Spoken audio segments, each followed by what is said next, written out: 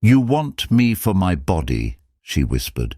The night wind brushed across the Texas plains, carrying the smell of dust, wildflowers, and the promise of rain.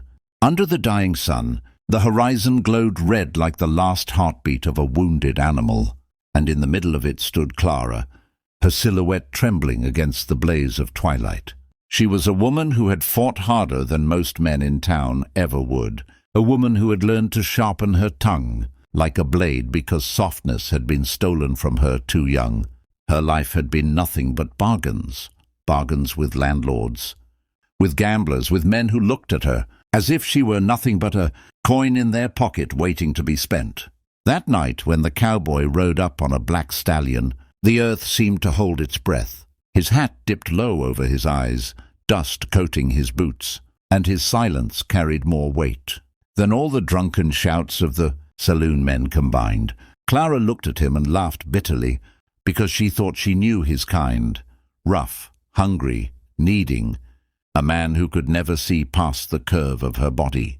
And so she whispered, her voice breaking as much from exhaustion as defiance, "You want me for my body, don't you?" She said it like a curse, like she was daring him to admit what all the others had always proved true. For a moment the cowboy said nothing. He dismounted slowly, tied his horse to the fence post, and walked toward her with the weight of a man who had buried more than he cared to count. His boots hit the ground steady, deliberate, the sound echoing in the silent dusk. He stopped just close enough that she could see the shadow of grief behind his eyes. "No," he said, his voice low and gravelly, but filled with something steadier than desire. "I want you because you don't beg." The words cut deeper than any insult, deeper than any praise she'd ever received. Because for the first time, someone saw her strength instead of her weakness.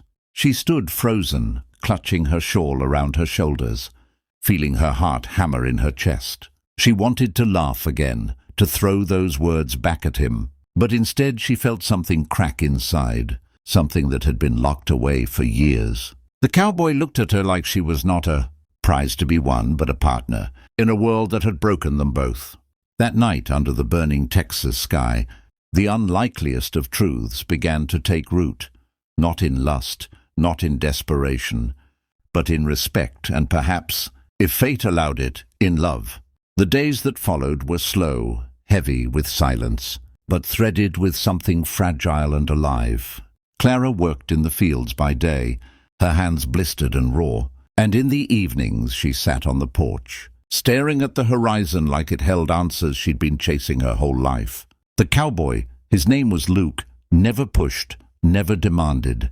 He helped fix the broken fence, brought water to the cattle, and carried himself with a kind of quiet respect that was so foreign to her it felt dangerous. She was used to the greedy eyes of men who wanted only to take, who measured her worth by the sway of her hips and the price they imagined she owed them. Luke never looked at her that way. He looked at her like a warrior, someone who had fought battles and survived them. And every time his gaze lingered, she felt seen in a way that terrified her. One evening, as thunder rolled across the plains and lightning carved the sky in jagged veins, Clara finally broke the silence. "Why me?" she asked, her voice trembling like a child's, though her body carried the scars of a woman who had long since lost innocence. "Why not some other girl? There are plenty who would throw themselves at you, beg for you." Luke set down the reins he was mending and turned his gaze to her. "That's exactly why," he said softly, but his words cut through the storm. "Because you don't beg. You don't sell yourself cheap. You stand tall, even when life tries to break you. That's the kind of fire I'd ride through hell to keep beside me." Clara's throat tightened, her defenses crumbling. She wanted to argue, to dismiss his words as pretty lies, but his voice carried no polish, no charm, just truth carved by hardship. She realized then that for the first time, she wasn't being wanted for what her body could give but for who she was.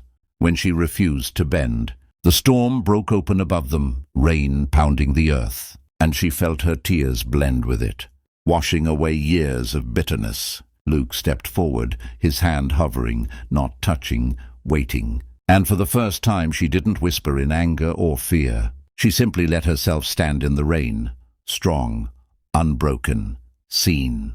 Somewhere deep inside, she began to believe that maybe she wasn't doomed to be a bargain, a body or a shadow. Maybe she could be a woman worth wanting, for her strength, her fire, her refusal to bow. And maybe, just maybe, that was the beginning of a love story no storm could wash away.